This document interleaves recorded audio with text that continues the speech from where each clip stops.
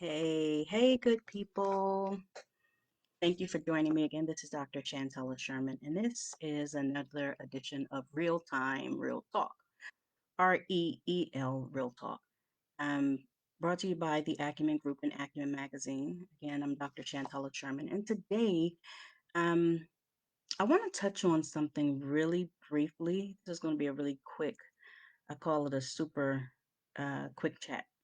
Um, a number of you have been asking about the prevalence of films or movies that are specific to enslavement um,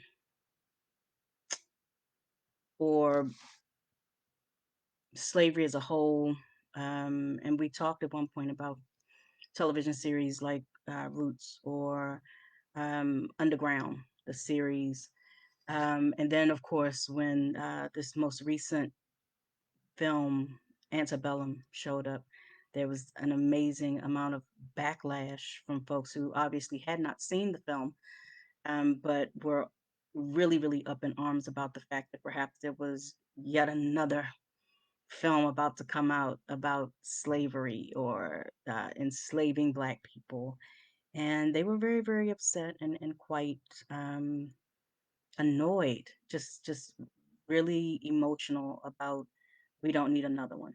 All right. And so I've been answering a lot of questions through the mailbag for the Acumen Group. And one of the things that keeps coming up is this whole issue of why do we need to have another film or documentary concerning slavery or enslavement? And so I'm going to touch on this just slightly, but I'm actually here to promote another documentary that Sister Benji over in Amsterdam, who's an amazing, amazing, fabulous scholar, kind of turned me on to just a day or so ago. And I think I was a little hesitant just because I understood that Samuel Jackson and his wife, Latanya Richardson Jackson, were the executive producers of the documentary. And so I'm a little leery sometimes when uh, actors, and that's bad on my part, but when actors or folks who are not considered scholars or necessarily learned people um, jump in and say, "Oh, I have a vehicle and I really want to talk about slavery or X, Y, and Z." So I wasn't prepared to give it much um, of my attention. And again, I throw that back to folks like Chris Rock and the Good Hair documentary, which is still among the greatest bombs ever as far as actual research and understanding what the subject matter entailed. But to my great and amazing surprise, the documentary is a 6 episode docu series called Enslaved. I have been hooked on it. Literally, Sister Benji sent me a clip from episode 3, I believe, which deals specifically with Suriname. And I was floored, for lack of any other word, for all the research and the amazing amount of time that I've spent in different archives. I absolutely found myself amazed and gobsmacked over the level of intense research that went into just the episode that she sent over. And so it made me have to kind of pull back and consider the fact that, even though Samuel Jackson would have been the farthest from my mind when we're talking pushing out scholarly work, all of a sudden I realized this is still a Black man. Most importantly, this is a Black man in America. And so he has as much right and understanding to, try and find his missing pieces as anyone else. And so his being an actor in no way detracts or diminishes from the fact that he, like almost every person on this planet who has been displaced through enslavement, or his ancestors have been displaced through enslavement, um, he wants to know his story. And so it's like, yeah, just it makes absolute legitimate sense. And the fact that he is known and well known, you see how he kind of moves into some spaces a little more fluidly than I think the average person may have. I really gained a new level of respect for the processes that he went through and just learning how to navigate these spaces. Hey, Frankie, I see you on here. And so I'm welcome. I'm happy to have you over here. Um, I know that folks don't like dealing with slavery or enslavement stories, but as a historian, it is imperative, especially right now when everyone's talking about you want reparations. If you don't understand the business and the economy, the economics that pulled slavery together in the first place and keeps it vibrant today, because there's still people being trafficked, all right? And they're being trafficked for the same reasons and to do the exact same work now that our ancestors were, pulled apart from the land to do aeons ago. All right. So, for instance, if you're looking at your cell phone every year, you want a new iPhone, somebody has to mine out that bauxite. Someone has to go in and mine out those minerals. And so you have people all over the world who are being yanked from wherever they are to go down into these holes and dig out and pull out so that we can have laptops and cell phones and all types of other goods. Years ago, the three things that that sped up, that gave license to the slave trade was the global commodities, the things that people in Europe wanted, and what they wanted were what? Coffee, they wanted sugar, and they wanted chocolate. And all of these three items had to be mined, they had to be grown, they had to be planted, the land had to be tilled. And so it made sense to capture people in one space, pass them out, disperse them out into other areas outside of Europe proper, and to grow the world's economy based upon these things. And so if you don't understand how the money is tied into this and how the backs of your ancestors were broken to create the nations that we see and love and even the places where we live, then you miss the entire point. All right. And so if you hollering you want reparations, to whom are you who are you getting them from? Who's supposed to pay you? All right. Do you know? And so there are records and documents that you can put a pin in it. It was this guy right here, and here are his ancestors, and they're still benefiting from this. All right. So Enslaved is the 6 episode docu-series. It explores the 400 years of human trafficking, um, with black folks basically as the human cargo. Samuel Jackson goes through and talks a lot about modern day enslavement. But they also do a lot of they bring in, for my benefit, which I think is extremely useful, they bring in sea divers. They bring in people who, for all of the Africans who made it to the shores of different places, there were millions upon millions of Africans who died at sea. All right. A lot of these vessels were not as secure as they should be. A lot of the navigators and explorers didn't understand the sea world as it was. And so they literally had their ships wrecked by the natural forces of the wind and the water.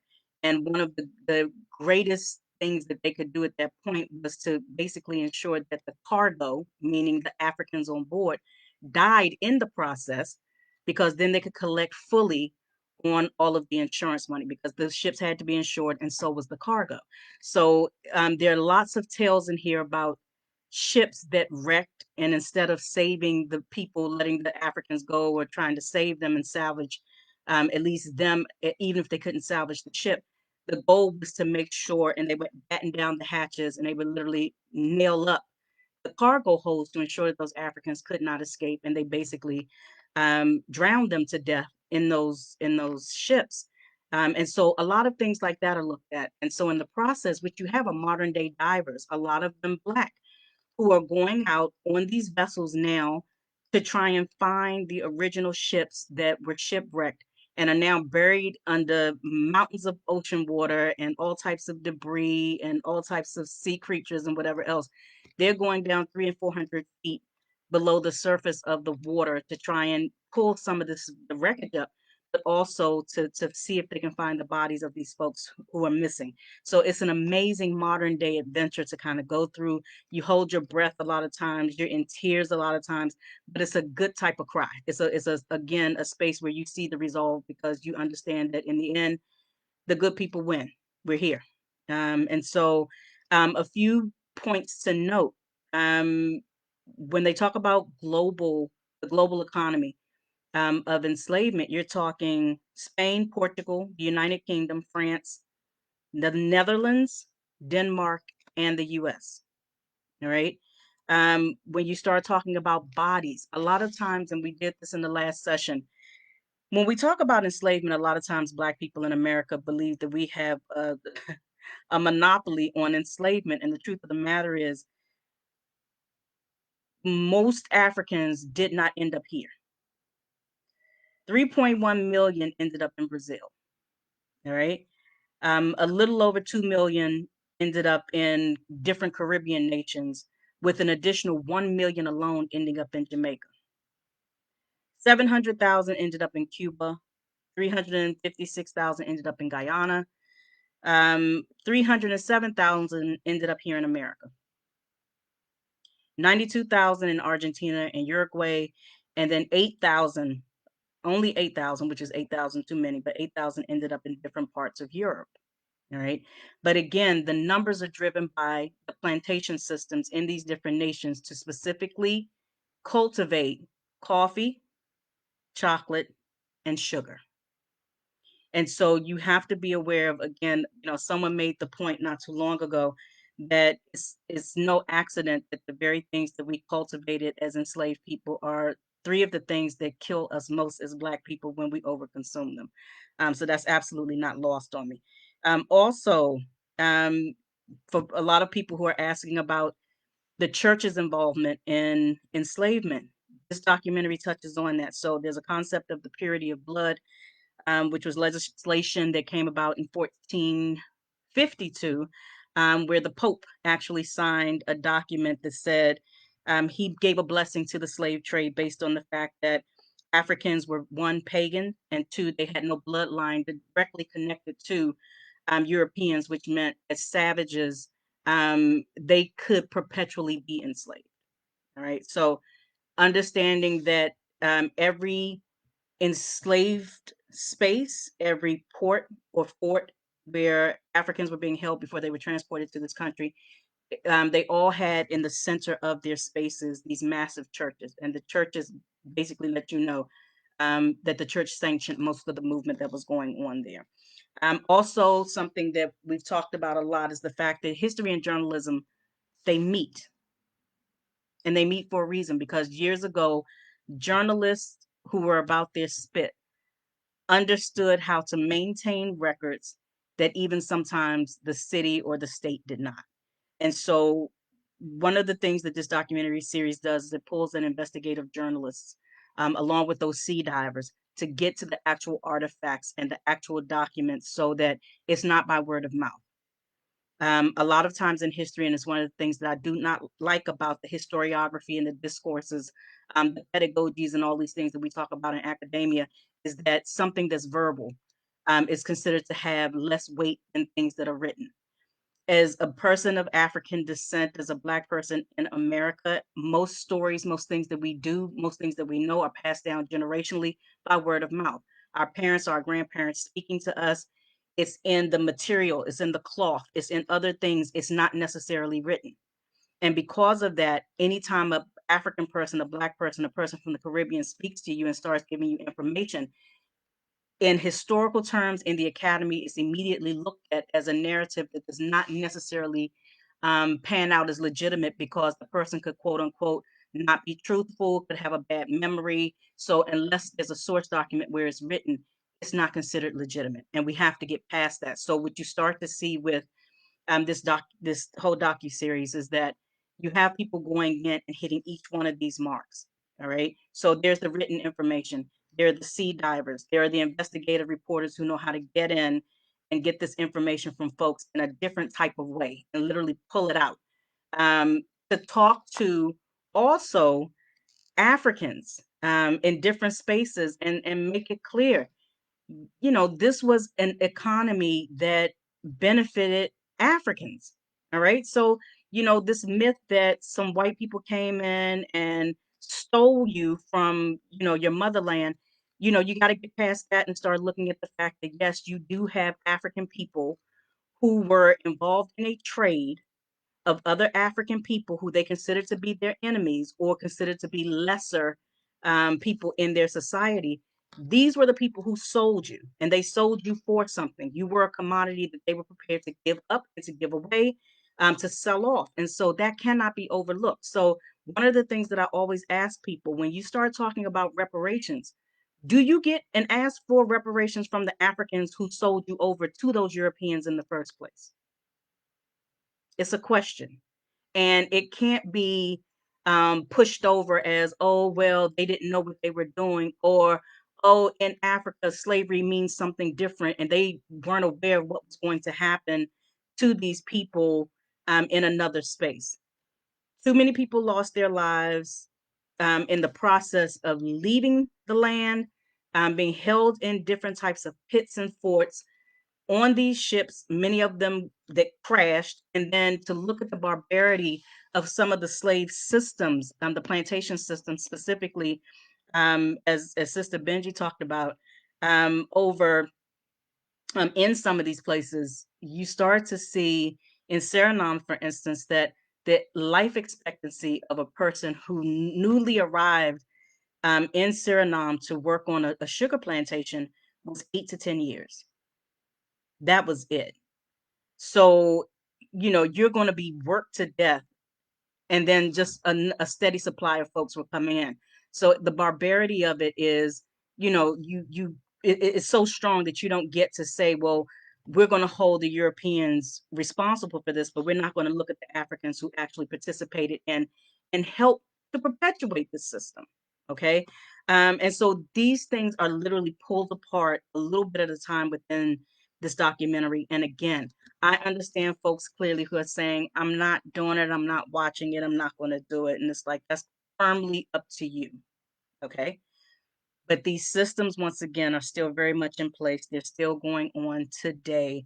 And just because your feet are not in the fire doesn't mean that you get to kind of push back and go, okay, well, that was then, this is now. Most of what we talk about today, most of what we do today is still based upon the exact same system that did not benefit us, but benefited the nation. And so I think we're one of the few countries where the chattel ended up becoming citizens. And as citizens, we've reaped the benefit of, that whole Western history, as if we're somehow separated from many of the things that made it tragic and traumatic in the first place. All right. So there were a couple of questions that came in through the Acumen web, through the mailbag. Why keep making films about slavery? Because you haven't learned from the ones that have been produced. That would be my quick and easy answer. You need to know what you don't know. And just because it doesn't feel good to see it or hear it doesn't mean that you dismiss it. Many of the things that we're dealing with in our school system, our housing, all of these things have a basis in that enslavement process and then what happened immediately after. All right. So when we start talking Jim Crow society is based off of a belief that all Black people, all Africans are subhuman, they're less human, they don't deserve the exact same things in the exact same ways as any other American, British citizen, Dutch citizen, da da da da da da at all. Okay. So when you start looking at this to say, oh, I'm not prepared to learn as much as I possibly can about this whole process that your ancestors actually survived in order to, if you wanted to demand reparations, you're not even clear exactly at this point what happened. You don't have a right to just sit there and say, I want to reap the benefits of something that was tragic and traumatic without understanding exactly what that was. All right. That is the least that you can do. All right. Yes, there are a lot of things that I read and I go through in the archives, and I will tell you that when I come out, it is not a good thing. I can tell you that I usually say, okay, I need a respite of a day or so, sometimes a week or so. And it's like literally, these are things I won't talk about for a while, but then write them out to make sure that you get the information. I'm not putting myself through that for my benefit. It's so that you don't have to go through the archives, but you do have to go through the information. All right. You're not living through slavery, but you do need to understand what the slave system was. All right. And to do anything less when you're still in a space where the ancestors of the folks who um, placed you in this or placed your ancestors in this are still right next to you. All right. They know what happened. You don't. So when you hear a leader, and his name doesn't need to be called, say things like, if Black people don't wise up, they're going to end up right back where they started. That to me sounds like a threat. Okay. But it also sounds like, um, it sounds like something that you need to hear. Right? No, it wasn't all good times, but it wasn't all traumatic either. And you need to understand how these systems work. Some of you are trying to get mortgages and all types of stuff, and you don't understand why you're paying more for something that someone down the street is paying half for. It's all based upon certain systems that were put in place back here, 1860, 1890. And if you don't take the time to research things, and I don't mean research them from 1950 forward, I mean 1850 forward. All right. You'll always end up on the low end, on the low ebb of things. And we got to get past that. Another question, what is the significance now? And I think I kind of touched upon that, but you need, forewarned is forearmed. All right. You learn your history because history is a living, breathing thing. It's not in the past. All right. I've heard a lot of people say your ancestors walked before you. You're birthing your ancestors now. Your kids have an understanding that you don't. All right. And so you're the only one who needs to catch up at this point. You want America. I've had several people tell me they want me to go speak and try and get African American history, Black history brought into the schools. For what? All right. You cannot expect the public school system, which you don't sit on any of the boards, you don't sit on any of the councils. You want these people who are already misinforming your kids to now inform you about their history. This is your job. It's not theirs, it's your job.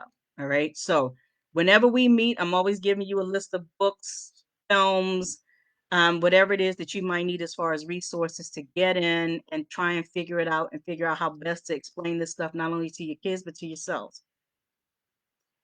Once I'm through talking, you don't just put me on a loop to keep hearing me say it. I'm not a preacher. This is not what I do. All right. My job is to give you information so that you actually pick the information up and move forward. All right.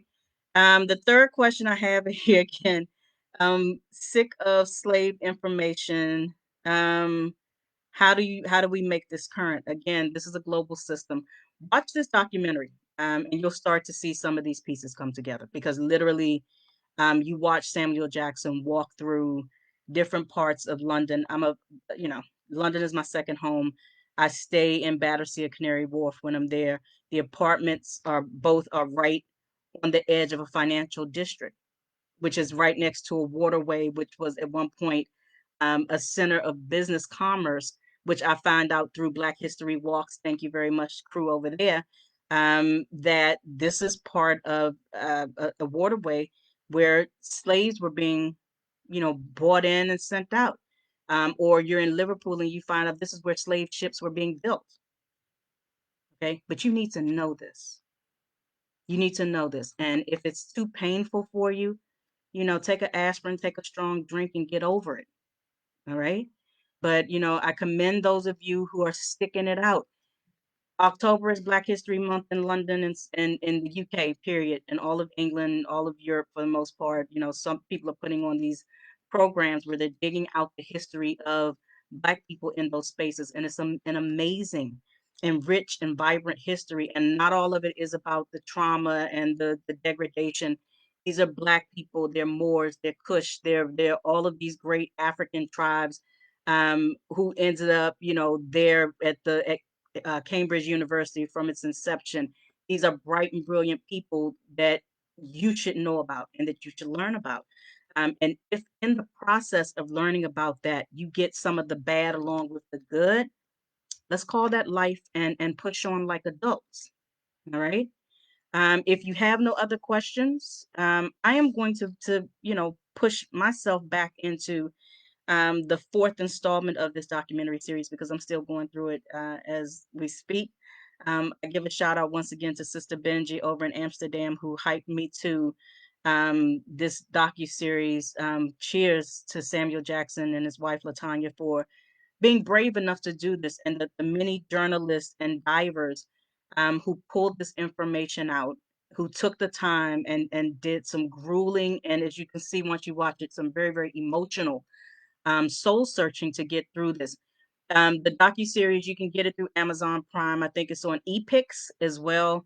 You may also be able to, get a little teaser or a couple of episodes through YouTube. But by all means, folks, man up, woman up, do your due diligence, learn your history, even if it's painful. This is not about, dancing in the streets. It's literally about understanding how you got to be where you are. All right. And the millions upon millions of people who are still dealing with this in other spaces. As one person said in this documentary, there is still no way of getting sugar than by having people cut it. And you know how Black people like sugar today? Guess what? It's still Black people in fields cutting sugarcane. All right. So we need to be about the business, honestly, openly, of dealing with what it is that is our history, our present, and perhaps even our future. And again, whether it's looking at a documentary or docuseries like Enslaved and gritting your teeth through bits and pieces of it, um, like I said, you already know the end of the story, which is we win. All right, we win. So, um, you know, put your big girl panties on, put your big boy panties on, big boy drawers on, whatever you want to call them, and let's do this. Thursday, I'm gonna take your suggestions about the next topic. I'm still deeply rooted in the British Black History Month because I'm not over there right now doing a lecture. So I don't know if I want to give you some Black British films to kind of take in or books or something to read. But if you have things that you want to suggest, please shoot me an email to acumenmagazine365 at gmail.com. Again, acumenmagazine365 at gmail.com.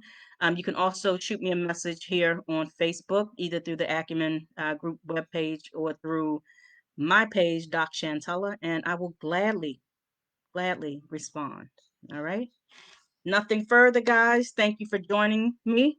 Frankie, keep out of trouble. Um, and hopefully I'll see you guys on Thursday. Also, drop me a line once you start watching the documentary and let me know your thoughts. I'm very, very eager to see what you guys get out of this.